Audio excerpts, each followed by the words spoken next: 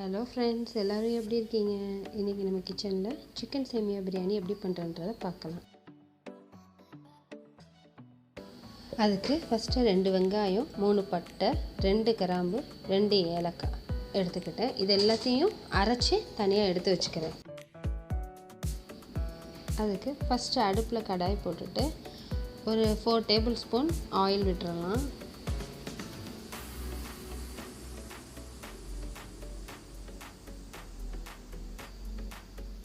எண்ணெய் நல்லா சூடானோடனே நம்ம அரைச்சி வச்சுருக்கிற அந்த வெங்காயம், பட்டை, கிராம்பு, ஏலக்காய் பேஸ்ட் எடுத்து தாளித்து விட்டுறணும். ஒரு நிமிஷம் இதை வதக்கி விட்டுறலாம். அதுக்கப்புறம் இஞ்சி பூண்டு பேஸ்ட் 1 டேபிள் ஸ்பூன், நல்லா ஓரளவுக்கு நல்ல டேபிள் ஸ்பூன்னா நல்லா ஃபுல்லாக எடுத்து போட்டுக்கோங்க. இஞ்சி பூண்டு வந்து நல்லா வதங்கட்டும், வதங்கி கோல்டன் ப்ரௌன் ஆகணும்.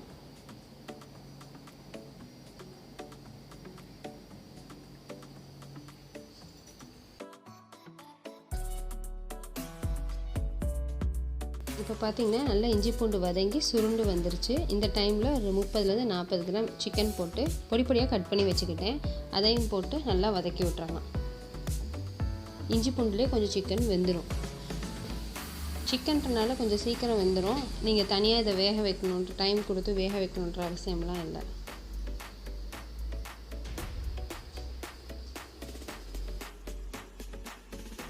இந்த டைமில் நான் 1.5 ஸ்பூன் மிளகாய்த்தூள், ஒரு 1/4 ஸ்பூன் மஞ்சத்தூள் போட்டு அதையும் நல்லா வதக்கி விட்டுறலாம். காரம் வந்து உங்கள் டேஸ்ட்டுக்கு ஏற்றாப்புல போட்டுக்கோங்கப்பா.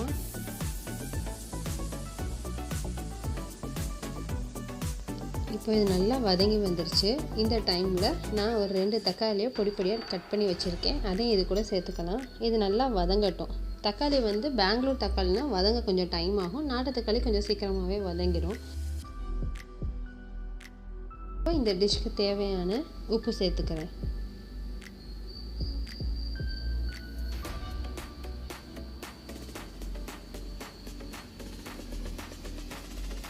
இப்போது மல்லி புதினா ரெண்டையும் சேர்த்து நம்ம கைப்பிடி ஓரளவுக்கு எடுத்துக்கிட்டால் போதும். நல்லா வதங்கட்டும்.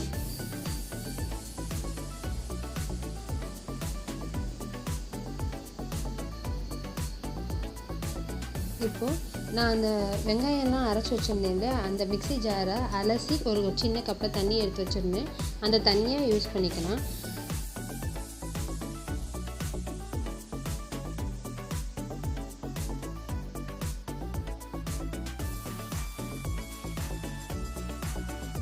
இப்போ இது நல்லா கொதிக்க ஆரம்பிச்சிருச்சு. அடுப்பை சிம்மில் போட்டு மூடி போட்டு ஒரு 1 or 2 மினிட்ஸ் வேகட்டும். அந்த தக்காளி கரையணும், அந்த சிக்கன் நல்லா வேகணும்.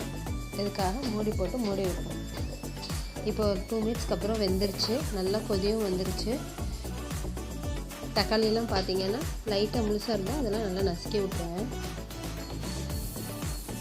தேவைப்பட்டால் நீங்கள் தயிர் கூட ஆட் பண்ணிக்கலாம். நான் இங்கே தயிர் ஆட் பண்ணலை. வெறும் தக்காளியோட புளிப்பு தான் இந்த சேமியாவுக்கு. இப்போது ஒரு 3 கப் தண்ணி ஊற்ற போகிறேன் இந்த சேமியா வேகிறதுக்கு. நான் சேமியா பார்த்திங்கன்னா 300 கிராம் எடுத்திருக்கேன். அதனால் 3 டம்ளர் தண்ணி ஊற்றிருக்கேன்.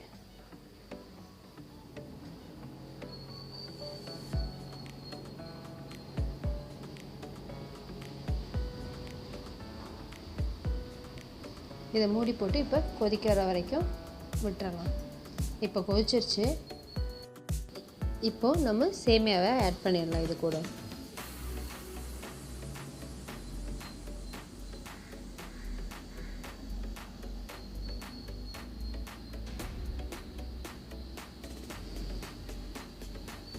அப்படியே மெதுவாக கிண்டி விட்டுறலாம்.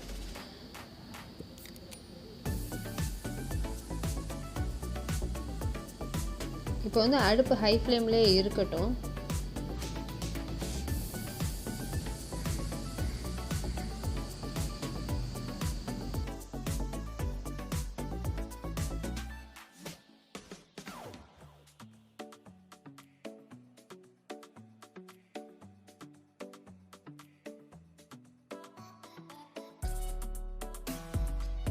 அடுப்பை சிம்மில் போட்டுட்டு மூடி வச்சிடலாம். இது ஒரு 1.5 நிமிஷம் வரைக்கும் வேகட்டும். இப்போ பார்த்திங்கன்னா தண்ணி ஃபுல்லாக சேமியா இழுத்துருச்சு. இதை நல்லா கிண்டி விடலாம்.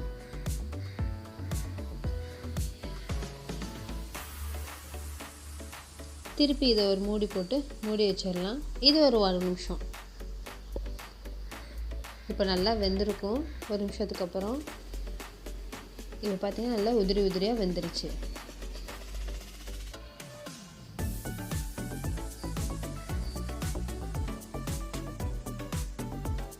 கடைசியாக ஒரு 2 டீஸ்பூன் நெய் ஆட் பண்ணிக்கிறேன். இது நல்லா வாசம் தரும். உங்களுக்கு வேணும்னா போட்டுக்கோங்க, இல்லைன்னா விட்டுருங்க, ஒன்றும் பிரச்சனை இல்லை. அப்புறம் மூடி வச்சிடலாம். அவ்வளோதான், நம்ம டிஷ் முடிஞ்சு. இப்போ இது மசாலா சேமியா, சிக்கன் மசாலா சேமியா நல்லா வந்து சூப்பராக இருக்குது. நீங்களும் இதை வீட்டில் ட்ரை பண்ணி பாருங்கள்.